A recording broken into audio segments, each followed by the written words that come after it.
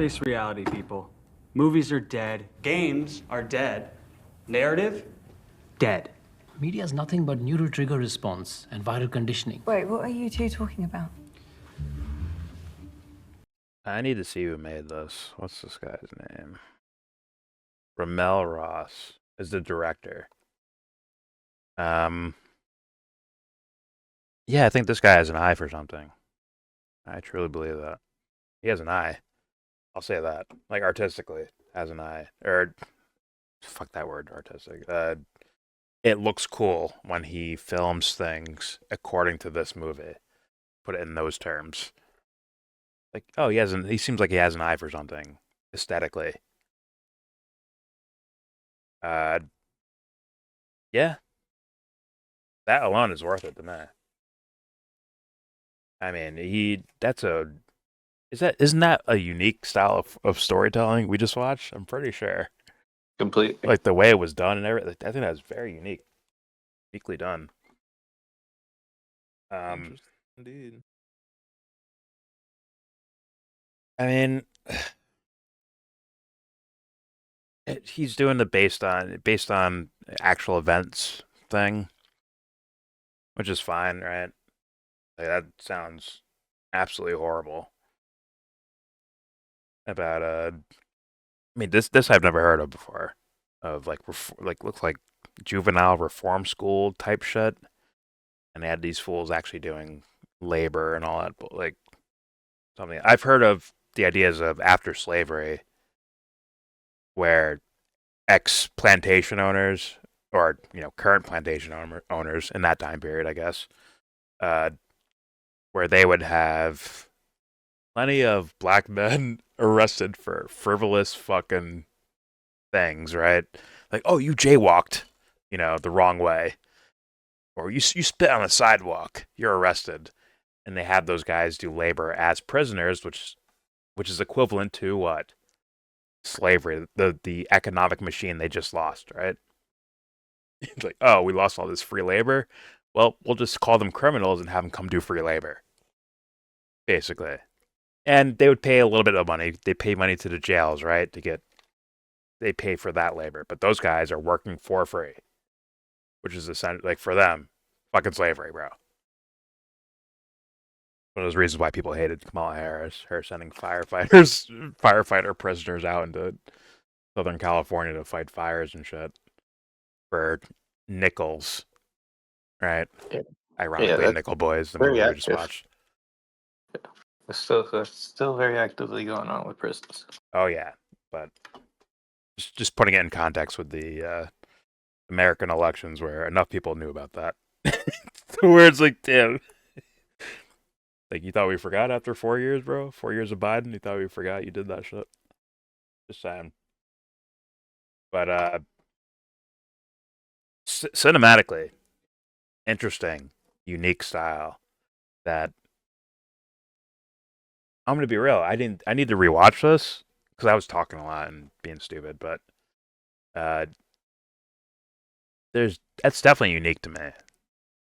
I have not seen that exact style. I've seen first person POV shit, outside of porn.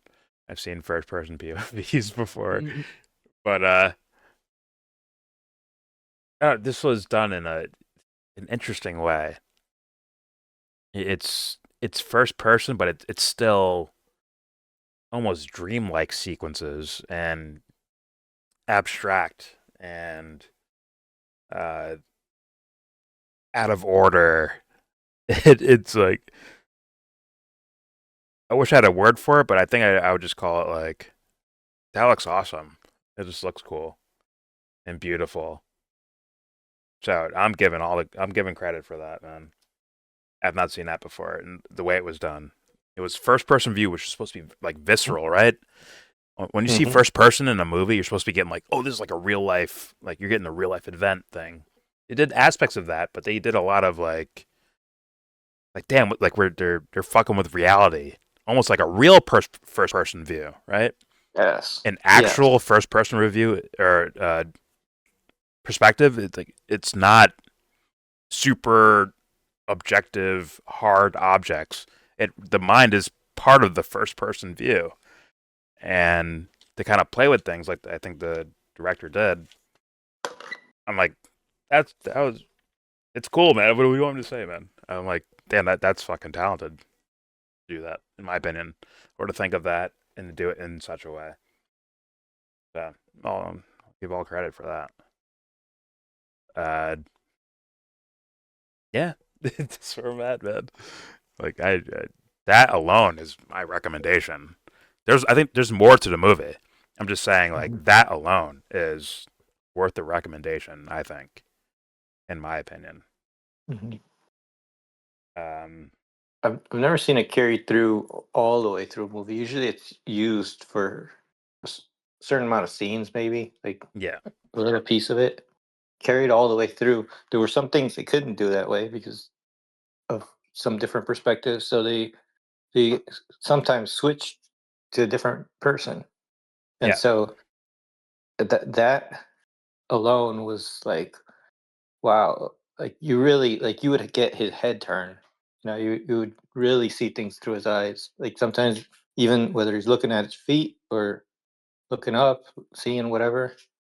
It was yes, it's really interesting that it carried on through the whole movie. There were some cuts where they did, movie or dream kind of sequences or something closer to his thoughts.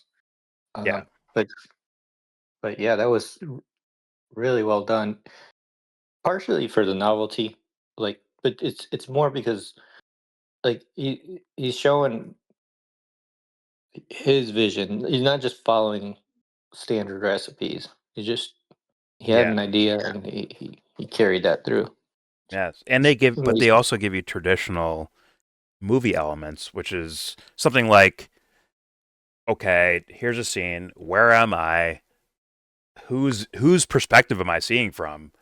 What time period? Like all those things. They give you the little movie clues of things like that. They'll give you something as little as like, remember that stupid fucking movie Flight Res we watched, where there's just stupid on every little detail, every little scale. It's stupid. This was different, as in when you see a little detail like a ceiling fan, it gives you like a hint of time period, or a lab, or a monitor, right? A computer monitor, or the guy looks right for a second, and you see he's light skinned, or you see a little bit of hint of his hand, right? It's like, oh, okay, that can't be, the Elwood we were starting the movie with, right? No, it's a different character, right? Like that's on purpose. That is not by accident, but in my opinion, at Mhm, all, that is on mhm. purpose. And like the crescendo of the movie, the ending of the movie, right? We see the reveal, but they still kind of give it away through cinematic ways without directly just saying it to you. You see little things, and I'm like, when you point it out and you notice it, and it leads to something that, like, oh, that's coherent to the movie. That's to me called good cinematics. I view that as really good cinematic, and then the style he did it in, yeah, I think is pretty unique. There's granted there's traditional elements, right, where they show you something like if you want to know what time period you're in, you might see a newspaper, right, and you'll see like, oh, the 2004 Yankees won the World Series on the front page or something, right? They'll give away something. That's traditional. But when the movie takes on the entirety of the movie is through this first person, second person, I don't know what the fuck you call it. It's like first person, and third person perspective. The entirety of the movie, right? It's two people having first person views, and it's them seeing each other, right? That's like that's unique to me. While adding those traditional elements, I think that's the unique, interesting thing to me. I'm like, God dang it, that is not bad at all. That's not bad at all, man. You get what I'm You saying with didn't, that? Like, yeah, all right, yeah. It's very like well, you didn't have the like this narrator explaining everything to you. You didn't exactly. have somebody Mhm. just needlessly like bringing the plot all the way through words.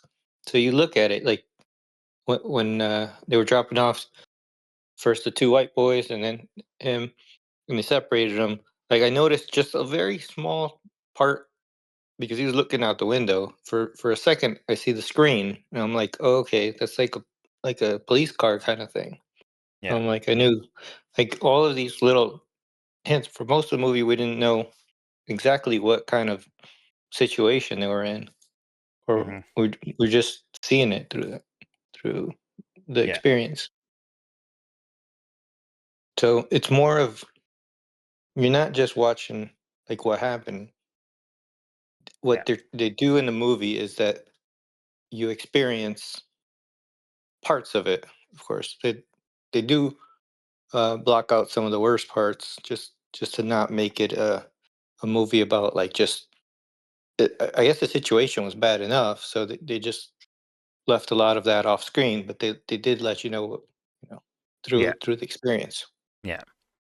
And I honestly need to rewatch it because I think there's parts that make me feel like it's almost like not a dream sequence, but almost like maybe in the character, like it's so first person that are almost seeing from their imagination in some sense of it. Hmm. And I'd have to see it again because I feel like that was there, but who knows if it was if it was just Elwood in one situation and then fuck, what's his name? So there was a Turner. Turner in the other perspective. Where like I don't know. I don't know. I'd have to think like, or where you see the fucking grandma, right? The Nana of Elwood, because we kind of start from his perspective, right? As like a little Yeah. kid, and then he meets Turner, and it's almost like two becomes one in a way. Yes. Pause. Not in a gay way. How dare you? But they're almost like united perspectives, almost in a way. Like they can. I don't know. I need to see it again, man. I It's thought okay. a Good. lot of that was there. Okay. There were there was I think there were two people, and there's some kind of real story. So I mean, we can probably look it up and get like a definitive thing, but it looks like there was two people. But like even in some movies, like a couple might be portrayed almost as the same person or something. Where Yeah. it did seem like they were in many times the same person, or different aspects of a person. It's so much so that at the end of the movie, the guy takes on his name, Yeah. the name of the main character. Like you were switching between the two. Well, if you're the same person, that makes a lot of sense. And Yeah. he takes on his name. He goes to his mother, like the other guy's mother, Mhm. when it's over. And there's just a lot of things where you're like Might be his grandma, by the way. But God. your grandmother. Um, the the personalities are different, but sometimes that's aspects of a person. Like one's more Yeah. social, and the other one's like how they feel inside. And it Introvert. was just so much. Like they could be best friends, but I think that even if they're two people, they were doing that on purpose to have like one person. Yeah. I can believe that the core idea of someone escaping and taking someone else's name, as far as like the real story, real life account, right? But what the I feel like this is an artist putting their hands all over the fucking project and saying like, yes, this was a real thing, but I need to add poetry to it. I need to add like a woo woo poetry, something to make you feel something, not just right. Seeing someone beat can be like portrayed on screen can be like emotional driving, right? But to add something where it feels like you're getting more than just a biography of a person, but like, oh, this is like a feeling that I think they felt as a creator, right? Putting that into the work, I think, is beautiful and kind of must be done, which is where I think something like Oppenheimer kind of failed at. Nolan's Oppenheimer, I think that kind of failed in that territory. Granted, like I get it, you're trying to go for like what something I guess realistic ish. I get that. I get that. I 100% get that.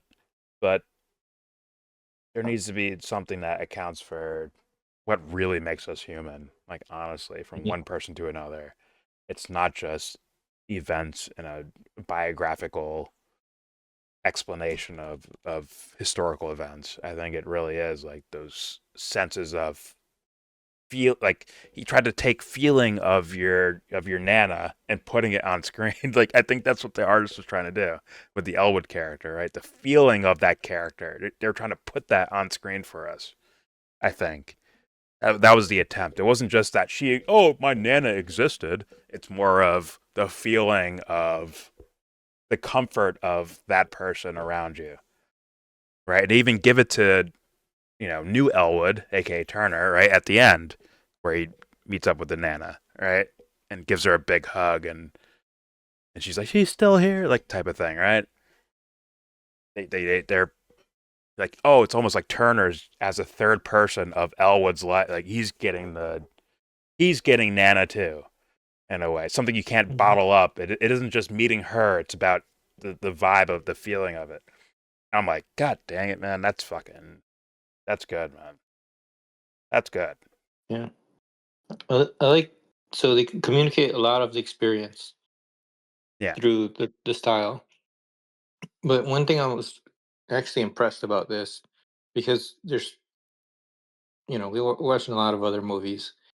I mentioned a lot of times about, like, in horror movies, it's more powerful not to, like, blatantly show the monsters, or not to The just scary do element. too much. Yeah. Yeah, to not directly show as much. Like, the more you conceal or hide back, it can be more powerful. In this one, I saw, like they showed us in, I guess, newspaper, or news articles, like, all of like a lot of kids there were buried and died. Yeah. Uh, Oh, so dude, I forgot about that, Jesse. Keep going. so I forgot about that though. yeah, so we see that just through writing. So we had so much direct experience, but that part was shown indirectly. What we did get was, like, ba- basically we got that, like, some experiences of there were beatings. And we Yes. knew that there was a rigged fight, that somebody was going to pay some consequences for not doing, Yeah. following through with the plan. Yeah. And so there were pieces there that let you know there was a lot of danger, but the beatings were not directly shown, and they didn't have Yeah. to. They didn't have to, and um, it wasn't just to conceal it. It was, I, I think, I think part of it is that he obviously experienced it directly, but he's looking back and he's telling the story through that experience, and he's looking back at that. I don't think the director experienced any of this. I don't think so. This guy, Ramel Not the Ross? director, the Oh, the wherever the story's coming from. Or yeah, the main character. the view, Okay, the the view perspective. Okay, okay, okay. Fair of the enough. movie. Fair enough. And so, like, so the perspective of, I guess it would be Turner, um the perspective of Turner, who's by the end, when he's showing this, like, I don't think he wants to remember those parts. Like, he's going through this in his memory. I don't think he wants to, like, vividly, even though it's there. Yeah. um and I do think it shows a lot of restraint, because I think if you show that, it's also very easy to do. There's so much in the movies that now that are very blatant explosions and Yeah. violence. It's so easy, and it often comes off cheap. Um, you can do it well, but I think they weren't looking to exploit that. Yes. And I mean, I think it kind of speaks for itself in a way. Yeah, And it's almost like the tourniquet didn't want it's like the fear of going back to a place like that. I think that's kind of what PTSD is it not? When it's like rational, quote unquote, rationally speaking, it's like this is not going to happen, right? Whether it's from war or abusive partner or whatever the fuck, right? Chances are the situation you're in is not going to happen. but like kind of the quote unquote irrational fear of like, oh shit, I don't want to go back to that happening again type of thing. Could be the avoidance of it. I don't know. I need to see that again. But I think I get what you mean when he's in the bar and he's talking to someone that was also there, right? After he escaped and he talked to someone who was also there, it was almost like, Yeah. I don't know. It's almost like he didn't want to relive it. You know what I'm saying? Like, I don't know.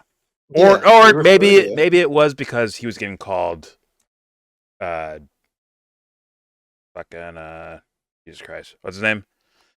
He's getting called Elwood, right? And he's like, damn, that's not even my fucking name. That might be the trauma from that.